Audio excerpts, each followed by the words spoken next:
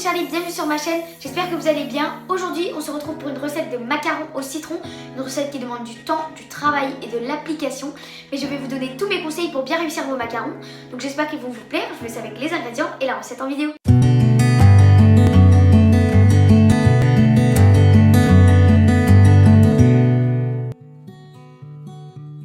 Voici mes quelques conseils pour bien réussir vos coques de macarons. Pour votre meringue, si vous le pouvez, réservez vos blancs d'œufs au frigo 2 jours plus tôt. Pour enlever les bulles d'air de vos coques de macarons, lâchez votre plaque à pâtisserie à 30 cm de hauteur sur votre plan de travail. Toutes les bulles vont finir de s'échapper. N'hésitez pas à ouvrir le four quelques secondes pendant la cuisson de vos coques. Et essayez d'avoir une plaque à pâtisserie toujours froide lorsque vous formez vos coques pour éviter qu'elles ne se fissurent à la cuisson. Pour vos coques de macarons, vous aurez besoin de 80 g de sucre glace, 80 g de poudre d'amande, 2 blancs d'œufs et 60 g de sucre. Pour commencer, vous placez votre poudre d'amande ainsi que le sucre glace sur un tamis et vous les tamisez ensemble dans un saladier. Vous pouvez vous aider d'une cuillère à soupe pour que ça aille plus vite.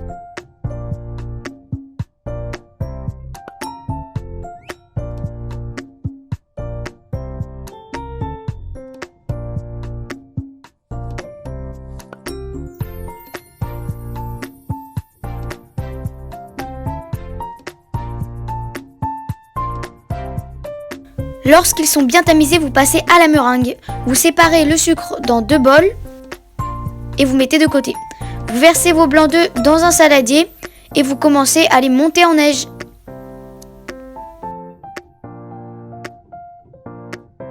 Lorsque vos blancs deviennent mousseux, vous pouvez rajouter un des 2 bols de sucre et continuer de fouetter.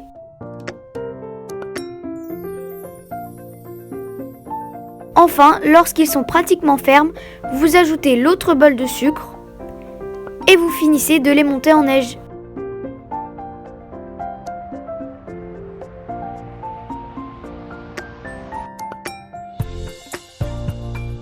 Quand c'est bon, vous pouvez les ajouter à la préparation sucre glace poudre d'amande à l'aide d'une spatule.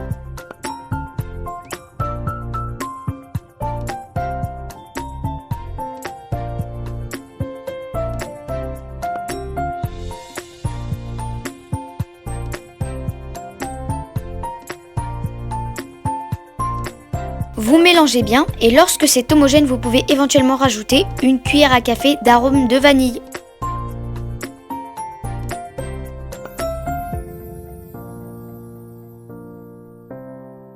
Enfin, si vous voulez donner une couleur à vos coques de macarons, n'hésitez pas à rajouter quelques gouttes de colorant alimentaire jaune pour donner une jolie teinte à votre pâte.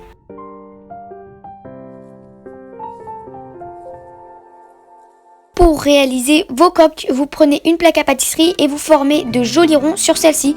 Vous pouvez vous aider d'une poche à douille ou bien d'une cuillère à café. Vous pouvez ensuite appliquer l'un des conseils que je vous ai donné au début de la vidéo. Lâchez votre plaque à pâtisserie sur votre plan de travail pour enlever toutes les bulles d'air qui sont restées dans vos coques de macarons. Laissez-les croûter environ 1 heure dans un endroit sec et vous pouvez les enfourner environ 14 minutes à 150 degrés.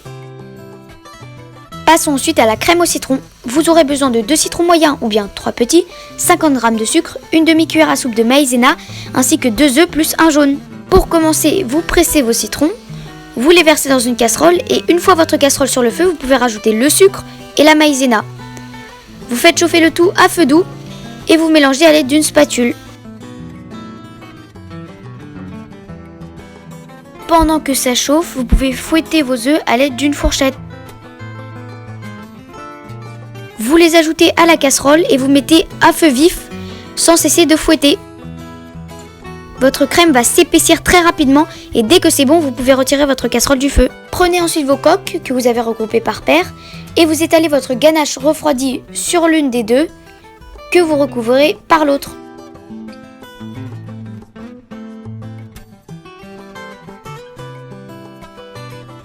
Et voilà les amis, cette vidéo est terminée, j'espère qu'elle vous aura plu. Si c'est le cas, n'hésitez pas à lâcher un gros pouce bleu ou à vous abonner à ma chaîne.